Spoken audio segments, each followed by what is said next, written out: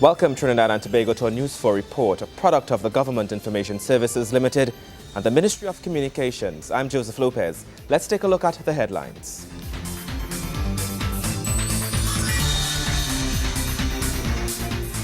The Prime Minister issues a call to world leaders. Congratulations goes out to Venezuela's new president. And the Ministry of Sport honors national sports hero. In our top story, Prime Minister Kamla Persad-Bissessar tells world leaders that more consideration must be given to the economies of small states in the creation of global financial policies. Her comments came as she addressed members of the UN General Thematic Debate titled UN and Global Economic Governance. Prime Minister Kamla Persad-Bissessar calls on world financial leaders to take into consideration the economies of small states and their policy reform. Small island states have been forced to feel the brunt of the global economic crisis as their economies have suffered in more ways than one, from debt increase to unemployment. But while Trinidad and Tobago has been spared the major effects of this crisis that continues to spurn across the world, Prime Minister Kamla Persad-Bissessar addressed the issue at the high-ranking UN General Thematic Debate in New York on Monday as she represented the Caribbean region.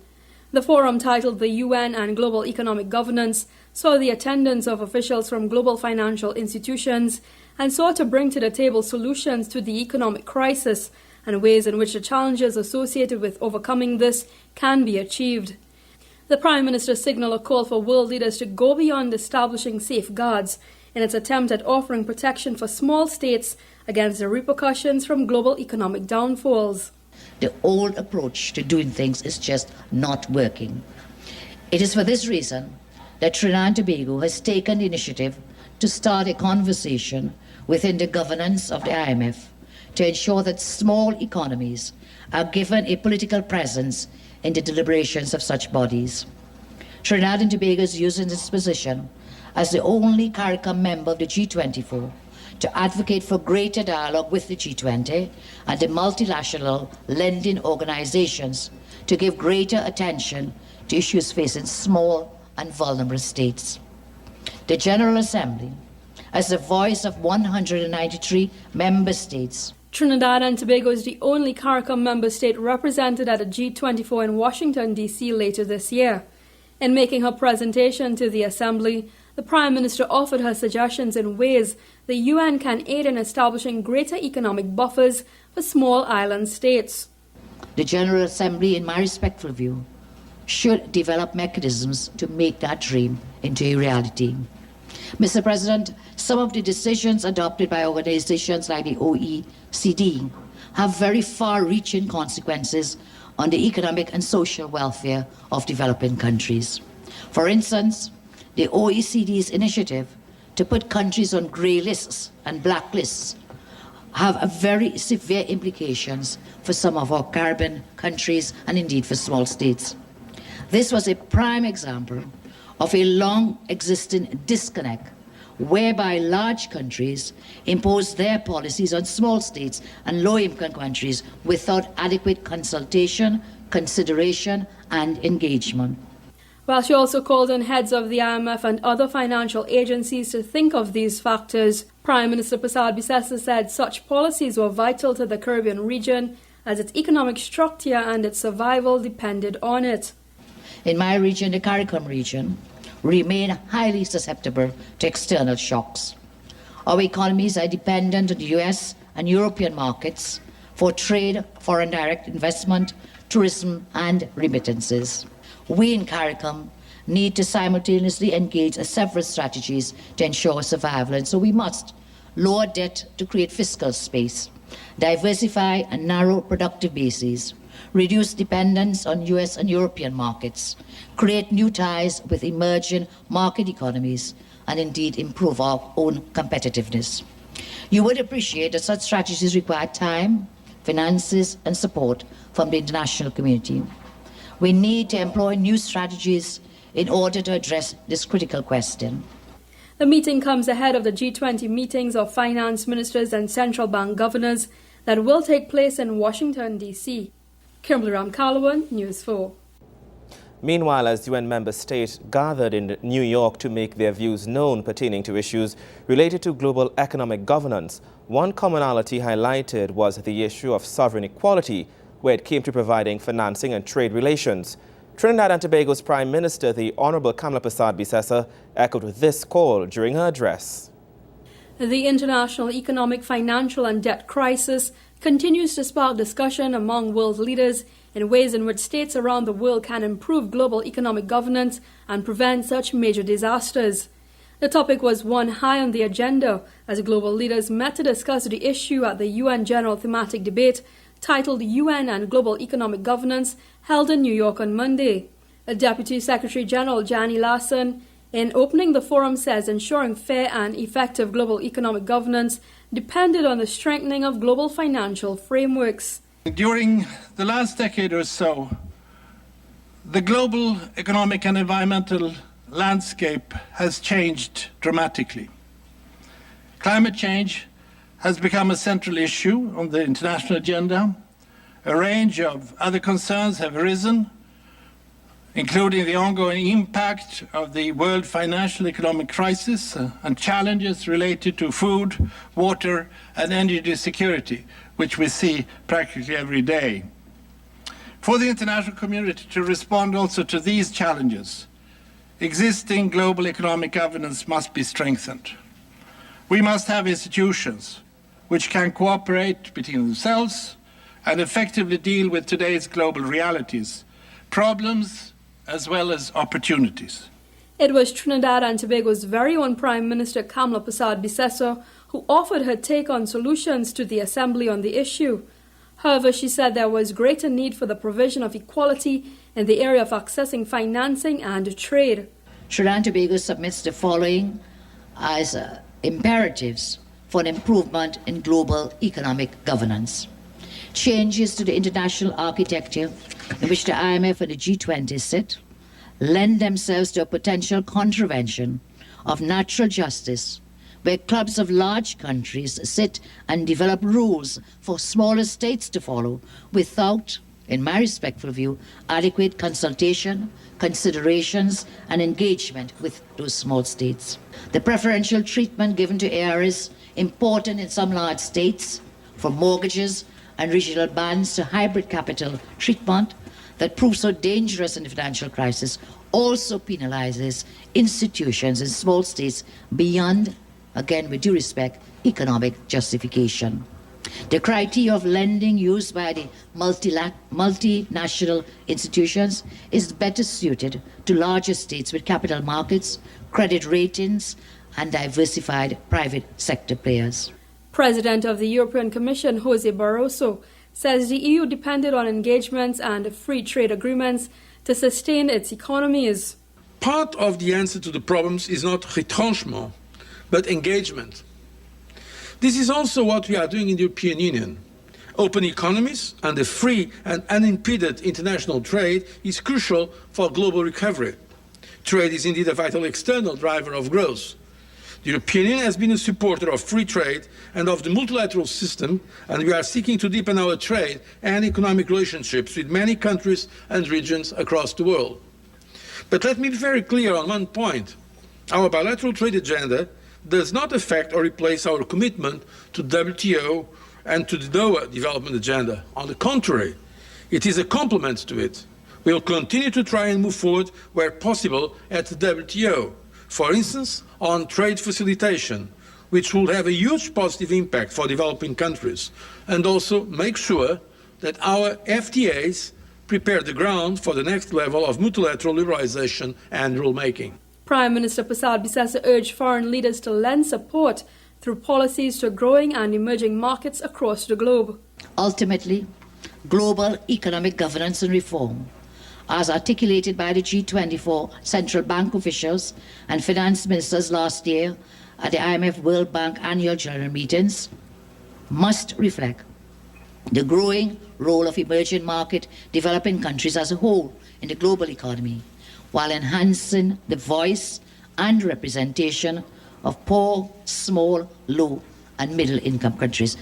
It's expected that the President of the General Assembly will solicit views from member states and regional and other groups on the issues raised in light of discussions. A summary of this debate will be sent to member states and various international financial institutions, as well as the G20 presidency. This summary could also serve as a reference point for drafting the coming annual resolution on global governance in the General Assembly and this year's United Nations in Global Governance Frame. Kimberly Ramkalawan, News 4. Prime Minister Prasad Bisesa has congratulated President-elect His Excellency Nicolas Maduro Maros on his assumption of the presidency of the Bolivarian Republic of Venezuela. In his statement, the Prime Minister extended congratulations on behalf of the people of the Republic of Trinidad and Tobago. She said Mr. Maduro's victory is evident of the confidence the Venezuelan people have reposed in his published commitment to building on the legacy of the late President Hugo Chavez, whose vision was for the creation and consolidation of a strong community of Latin American and Caribbean states. The Prime Minister said that ties which bind both countries have intensified and now extend to areas of critical importance to the development of both countries. Mrs. Prasad Bisesa says her government therefore looks forward to working closely with the Venezuelan president in pursuit of mutually agreed goals as both Trinidad and Tobago and Venezuela celebrate this year the 50th anniversary of the establishment of bilateral diplomatic relations. The Prime Minister extended sincere wishes for the success of the new administration and for the personal well-being of Mr. Maduro's family and the people of the Bolivarian Republic of Venezuela. The Prime Minister is currently in the United States, where she delivered an address to the United Nations today and will attend the OAS meeting in Washington, D.C. this week before returning home on Saturday, 20th April. Nikolai Edwards, News 4. More news after the break. Stay with us.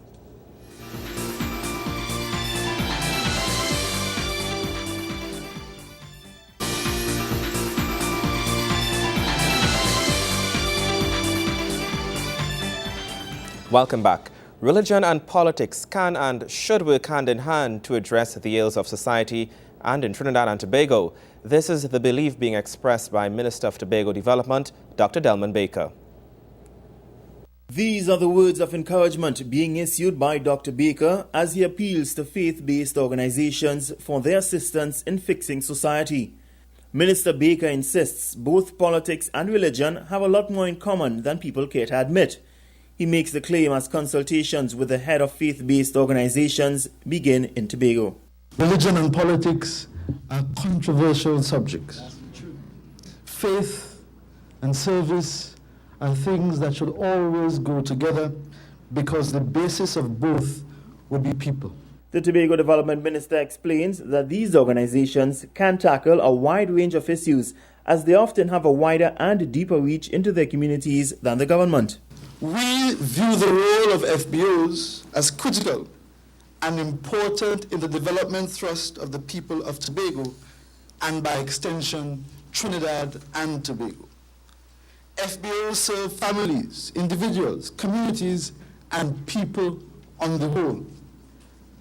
They are made up of persons involved in productive activity in various spectra in the society. It is in this vein Dr. Baker admits that while the government is doing all it can to alleviate the societal problems plaguing various communities, much more can be accomplished through the assistance of willing NGOs. And a ministry whose focus is that of empowering people must understand the dynamics of the space within which it operates. We can do so much because we have but a few hands. If we stretch those hands out, guess how much more we can do with your help. As an indication of the government's commitment to collaboration with the FBOs have been given financial assistance. All the organizations which plan to work alongside the government have been presented with a check at a check distribution ceremony. Funding for the distribution ceremony has been provided through the Office of the Prime Minister and the Financial Aid Unit of the Ministry of Tobago Development. Gregory McBurney, News 4. Education influences human behavior. The words of Minister of State in the Office of the Prime Minister, Roger Samuel, who addressed those gathered at the Medal of Excellence Awards in Capitol Plaza where several successful individuals were praised for their hard work and success. In every instance, we ought to be having far more tempered people and far more mannered individuals as we educate and as they go through the education process in Trinidad and Tobago and in the world. And obviously, it is for the purpose of fitting individuals into their future stations. Another writer said that education, an educated person, is someone who perceives accurately and who thinks clearly and who acts effectively. Minister Roger Samuel speaking on the great impact education can have on individuals. He was speaking at the City and Guilds Medals for Excellence, where gold medals were awarded to several successful individuals. City and Guilds Medals for Excellence is a global program that has been running for over 100 years. It recognizes the achievements of learners and lecturers in the UK and internationally who produce exceptional work or overcome the odds to achieve their goals. The Medals for Excellence program recognizes those who achieve the best results, but also those who, although not at the top of their class, go above and beyond what is expected of them and show a true journey of progression. Minister Samuel is commending the awardees for their hard work. Out of these gold awardees, we expect a certain kind of temperament. We expect them to be mild-tempered. We expect them to have the kind of manners that would augur well for our society and for the development of our society. So on behalf of the Honorable Prime Minister, I want to commend the institution that is awarding City and Guilds and the Automation Technology College for a work well done, and that we would continue to work and partner with all of the institutions in Trinidad and Tobago for the development of our citizens and to ensure that Trinidad and Tobago continues to achieve the highest levels and highest in all levels of education. Not only are Medals for Excellence a great way to reward a job well done, each recipient, if successful, receives an invitation to the Lion Awards and is in the running to win one of the 9 prestigious Lion Awards, as well as receiving a certificate and golden engraved medal. This is also a great opportunity for the centers to get some great PR, and they will also be invited to come along to the Lion Awards. Also congratulating the group of students for their achievement was Principal of the Automation Technology College, Sandra West, who says one of the students from the batch has been nominated for the Lion Award. I want to pay special tribute to Lydia, who is one of 3 students in the world, who has been selected, who has been nominated for the Lion Award. This is the most prestigious award that City and Guilds can give to an international learner. Nikolai Edwards, News 4. Up next, the very latest in sports. Stay with us.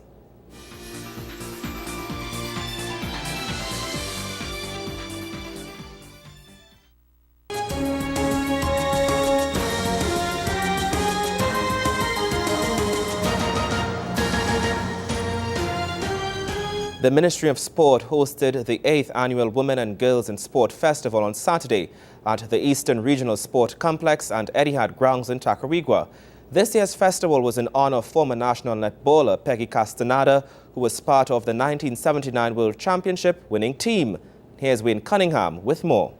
I told you once, I told you twice, unto your love I would pray. You make me feel like a king, feeling like a king. Feeling like a king, feeling like a king. You make me feel like a king. The People's Calypsonian, Brother Valentino, paid a musical tribute to his wife, Peggy Castaneda, as a World Championship winning netballer was honored at the Women and Girls in Sport Festival in Tacarigua on Saturday.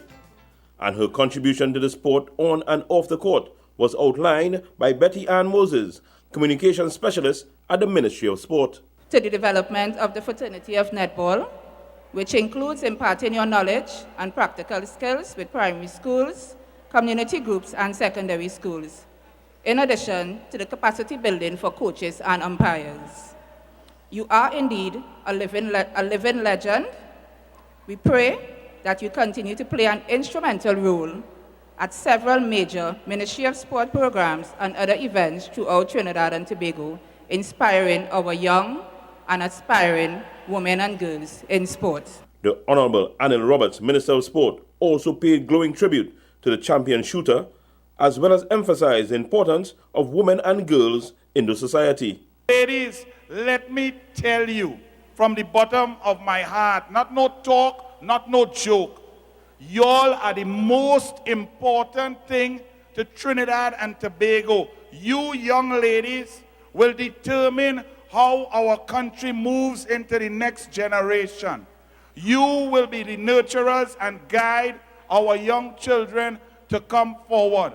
From a coaching standpoint, he also expressed his admiration for women athletes. Ladies, as we move forward, as a coach, I can tell you the best athletes that I have ever coached, the most disciplined, the ones who reach on time, the ones who put more passion into the workouts, who take it seriously, who go home, eat properly, sleep on time, show that they love and passion for the sport is women. All the girls that I have coached, from Sangeeta Puri to Terry-Ann Evelyn, Siobhan Cropper, Leah Martindale, Kerry-Ann Gibbs, Aisha Collymore, down the line, the girls have been more disciplined, harder workers. They could take pressure, and I don't coach easy eyes, ball and shout. Those who say you don't shout at girls when you're coaching, I don't know about that, because all you're stronger than us.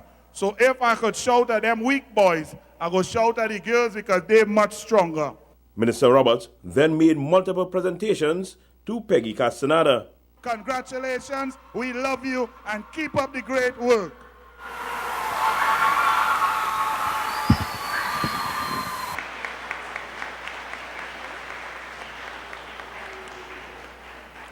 Peggy then showed she still had the touch. While the minister got the opportunity to show off just some, tennis skill. Wayne Cunningham, News 4 Sports. When we return, much more news. Stay with us.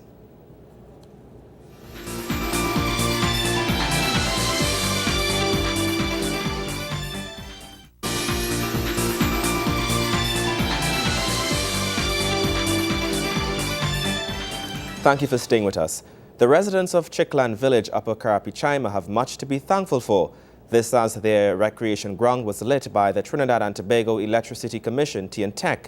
A ceremony was held under the public lighting program to commission the newly installation of the lights.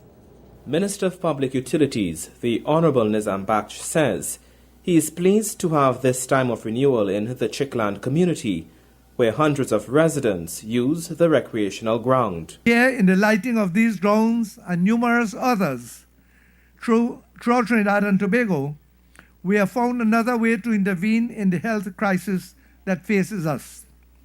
These lights allow you, the residents of Chickland and environs, to play, exercise, and engage in community and sporting activities for extended hours into the evening. He adds that although he is no longer in the Ministry of Community Development, which afforded him community ties that are somewhat difficult to break, he's always eager to participate in activities which brings him back to communities of familiar places and faces. This is the home ground of the Chickland Cricket Club, and it is regularly used for cricket and football matches, as well as for sports and family days.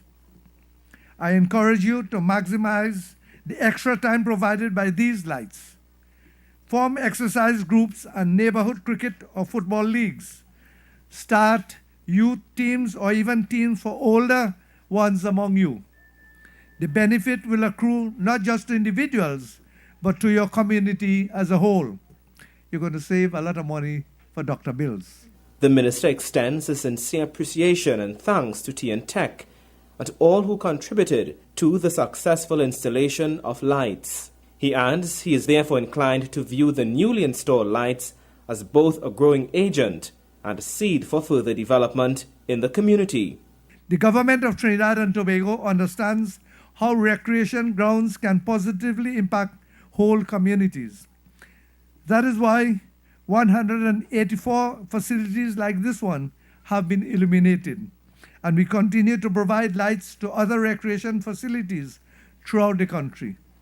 Presently, TNTEC's Public Lighting Department is working on more than 15 grounds throughout Trinidad and Tobago. The minister took time to acknowledge and pay tribute to some of the persons in the community who have done exceptionally well in the field of sports, despite the challenges of a lack of resources. Member of Parliament for Caroni Central, Dr. Glenn Ramadasing, praised the initiative. I congratulate them for having that vision and that steadfastness to keep coming into communities like this that never saw lights before and doing it in such a short space of time. And that story brings us to the end of our News 4 report, a product of the Government Information Services Limited and the Ministry of Communications. I'm Joseph Lopez. Thank you for watching.